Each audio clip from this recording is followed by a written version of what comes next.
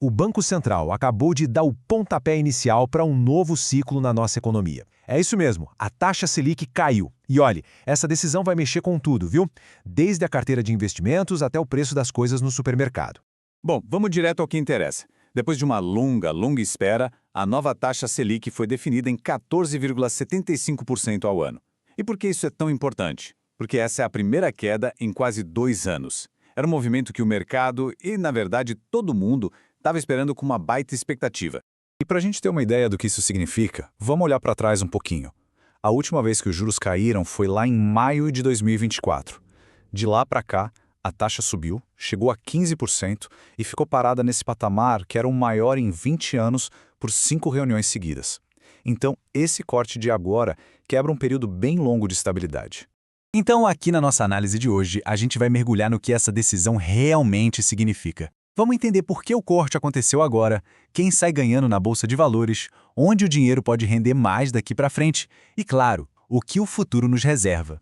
A pergunta de $1 milhão é: por que cortar os juros exatamente agora? A decisão do Copom, que é o comitê que bate o martelo sobre isso, foi tipo um ato de malabarismo, sabe? Precisou equilibrar as necessidades da nossa economia com as pressões que vêm de fora do país. Pensa numa balança. De um lado, a economia brasileira já dava sinais de que estava perdendo o fôlego, quase pedindo juros mais baixos para dar uma animada. Do outro lado, o cenário global tá uma confusão, né? Guerra no Oriente Médio, petróleo subindo, tudo isso pedia muita, mas muita cautela. E é exatamente isso que o economista Enrico Gazola aponta. A mensagem é clara. O ciclo de queda começou sim, mas ninguém espere cortes rápidos, um atrás do outro. É o começo de uma nova direção, mas que vai ser dada com muito cuidado, um passo de cada vez. Tá, mas e na prática? Como é que essa decisão chega na economia real e, claro, na Bolsa de Valores? Quem ganha e quem perde com isso? Bom, aqui a gente vê direitinho quem são os grandes vencedores. Empresas que dependem muito de crédito e do consumo das pessoas aqui no Brasil, como locadoras de carros, varejistas e construtoras, finalmente respiram um pouco mais aliviadas. A dívida delas fica mais barata e, ao mesmo tempo, fica mais fácil para as pessoas financiarem uma compra ou um imóvel. Mas claro, nem todo mundo sente o impacto do mesmo jeito. Setores que estão mais ligados ao que acontece lá fora, como as gigantes Vale e Petrobras, por exemplo, sentem menos esse efeito. Para elas, o que manda mesmo são os preços internacionais e, claro, a cotação do dólar. Beleza, mas e para o nosso dinheiro? Para os investimentos de cada um? O que muda? Para onde o dinheiro começa a ir agora?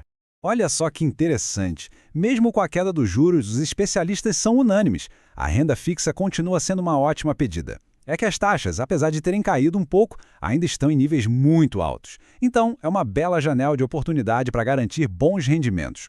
E para a gente ter isso em números, dá uma olhada em como R$10 mil renderiam em um ano em algumas das aplicações mais populares. Repara só como as opções que são isentas de imposto de renda, como as LCAs, acabam se destacando, com rendimento líquido bem forte no final das contas. Agora, para aproveitar de verdade esse novo ciclo, tem um conceito que é fundamental entender, a tal da marcação a mercado. É um nome que pode assustar, mas é ela que pode dar uma turbinada nos ganhos da renda fixa. Para simplificar, imagina que você comprou um título do governo que te paga 7% ao ano. Um ano depois, os juros caem e o governo passa a oferecer novos títulos que pagam só 5%. O que acontece? Aquele seu título de 7% vira uma raridade, fica muito mais valioso. O mercado estaria disposto a pagar mais por ele do que você pagou só para ter aquele rendimento maior. É basicamente isso. Olhando para frente, o recado do Banco Central foi bem direto. O caminho a seguir vai ser um caminho de muita, mas muita cautela. E aqui tem um ponto super importante. Diferente de outras vezes, desta vez o Copom não deu nenhuma pista, não sinalizou que pretende cortar os juros de novo na próxima reunião. A mensagem nas entrelinhas é: olha, a gente cortou agora, mas não contem com o próximo, nada está garantido. A equipe do Banco Central vai ficar de olho em uma série de fatores. A inflação, a força da nossa economia, mas o que vai pesar mesmo nas próximas decisões é o que acontece lá fora, principalmente o preço do petróleo e a instabilidade geopolítica. Então, anota aí no calendário, todo mundo de olho no final de abril, que é quando a gente vai ter o próximo capítulo dessa história.